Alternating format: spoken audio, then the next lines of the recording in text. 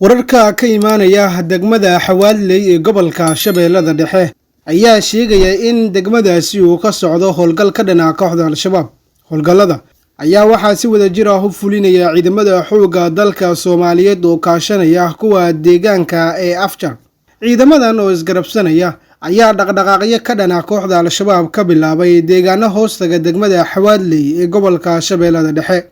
Taliyaha ciidanka deegaanka ee Afjar Xanafi Sheekh Isxaaq oo u waramay warbaahinta ayaa sheegay in ujeedada howlgalkan uu yahay sidii looga saari lahaa Al-Shabaab tuulooyinka Yaqle, Shangow iyo Dhagaxow oo dhammaantood ah degmooyin hoostaga degmada Xawaaley ee gobolka Shabeellada Dhexe. Taliska ciidanka Afjar ayaa sheegay in xubnaha Al-Shabaab ee ku sugan tuulooyinkaasi ay halkaasi ka soo abaabulaan weerarada ay ka geystaan wadada xiriirisa Jowhar iyo Balcad, balse ay ciidamada xoogga dalka iyo kuwa Afjar ay dhawaan halkaasi ka saari doonaan. Dhanka kale, kooxda Al-Shabaab ayaa tan iyo sanadkii hore waxaa ku socda dagaal culus oo ay dowladdu ku qaaday kooxdaasi.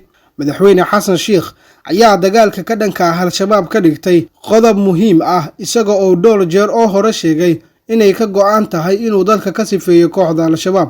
Dad isku tegay oo u badan macawisley ayaa iyaguna wada taageero hil iyo hoo ah oo ay la garab taagan yihiin dowladda iyo ciidanka Soomaaliyeed ee ku jira dagaalka.